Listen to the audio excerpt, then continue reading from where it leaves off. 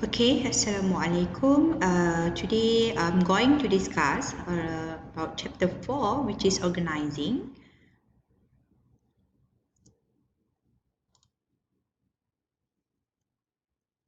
Okay, so this is lecture outline. Okay, we start with the definition of organizing, and then we discuss organizing process, organization structure, okay, and also the organizational relationship, which include the span of management, line of authority, centralization and decentralization, authority and also delegation, as well as delegation and coordination. Okay. So before this, we have learned about the planning. So we know that the planning is the first management function. Okay, remember the word policy.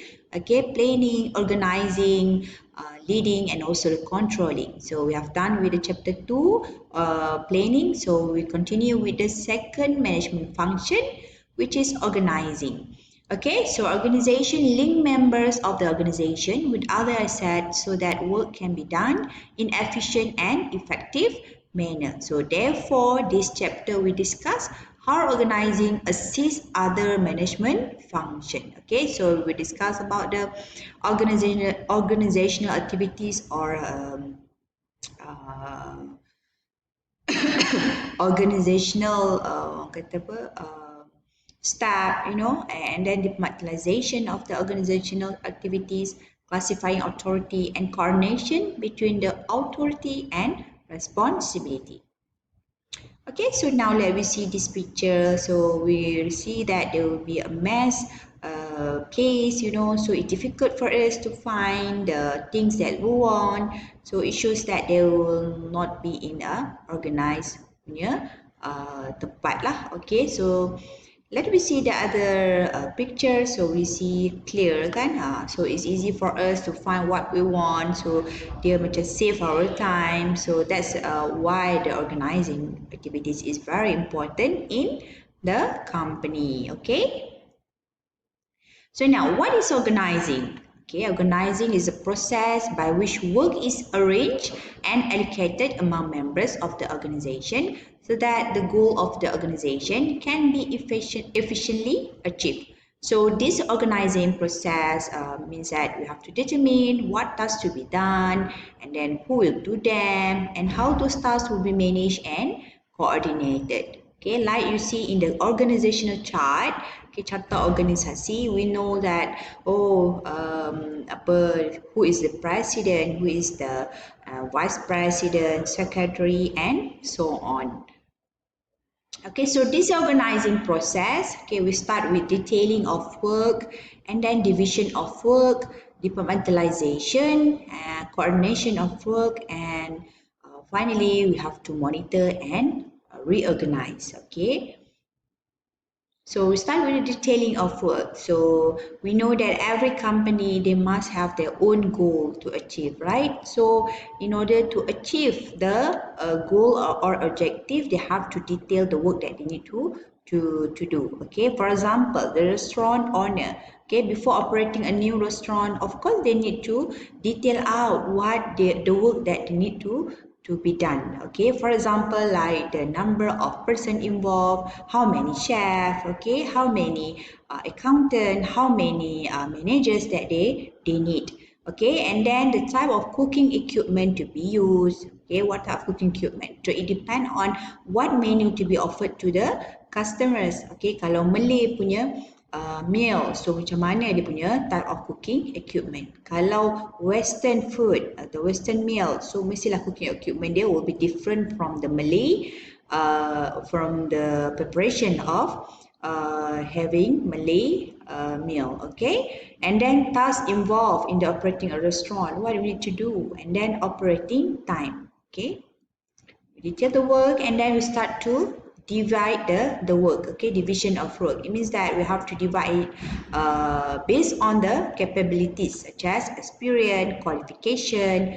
Okay, and also must make sure that the members are fairly distributed with the workload. Okay, it means that the work specialization occurs when we start to divide the work. Okay, for example, like if we want to give the task for a cooking part, okay, so of course we need to hire those who are have experience in experience being a chef, for example, okay, or the graduate, we hire the graduate from the culinary, from the pastry, okay, if we want to have a bakery shop, for example, okay.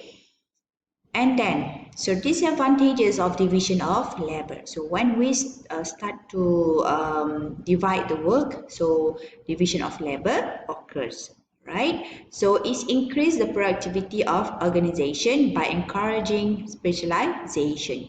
Okay, so work specialization will occur. Okay, it means that each person become expert in certain job. Kadang-kadang kan bila Asyik buat benda-benda tu, contoh bila chef kan, dia dah tahu dah, bau pun dia dah tahu makanan tu cukup rasa tak cukup rasa, you know, because it's already he or she is already expert in the cooking. Okay. So it fosters specialization because it creates simplified tasks that are easily understood and completed very quickly. Okay, and whatever it is, kita kena divide the labor to based on their talent, interest, and position. And then disadvantages of division of labor, okay, dia akan wujudlah alienation, perasingan, you know, and also boredom. Okay, it will create boredom and dissatisfaction. Boring lah kan, buat benda yang sama, sometimes dia akan menyebabkan seorang tu akan cepat bosan.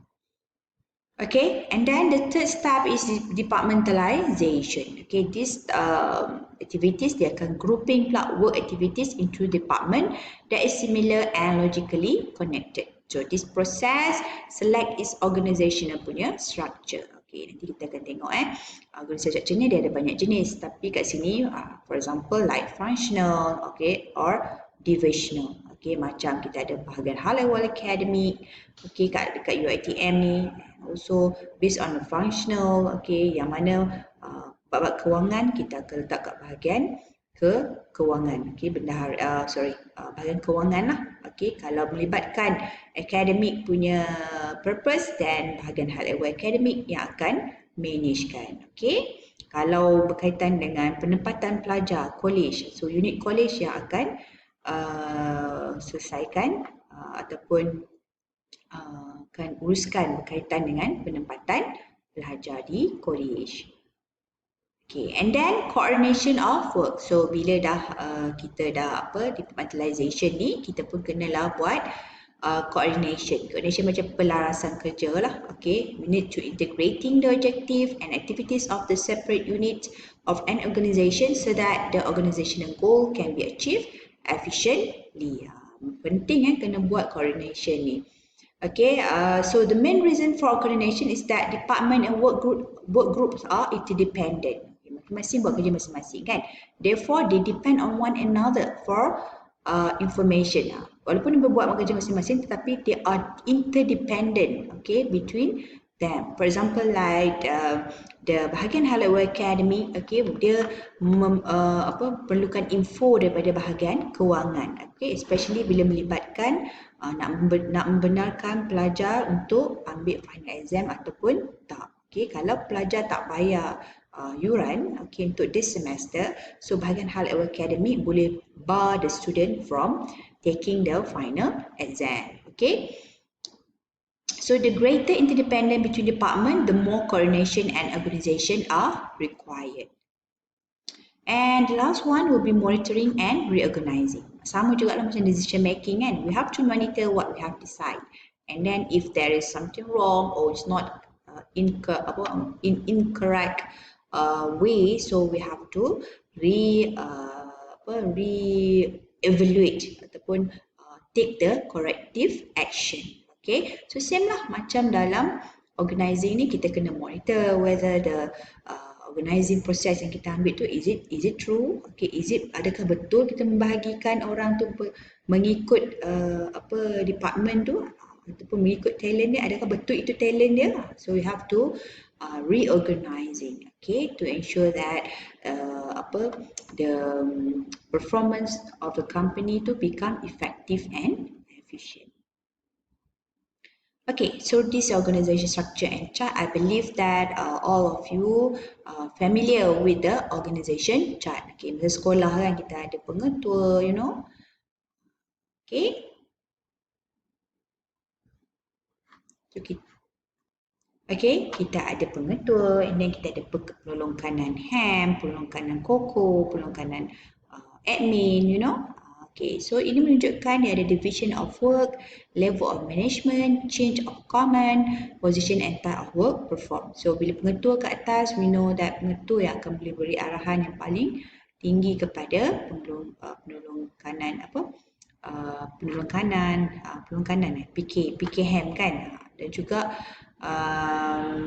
PK ham ni akan bagi arahan kepada cikgu-cikgu, dan cikgu akan bagi arahan kepada pelajar. That's a chain of command.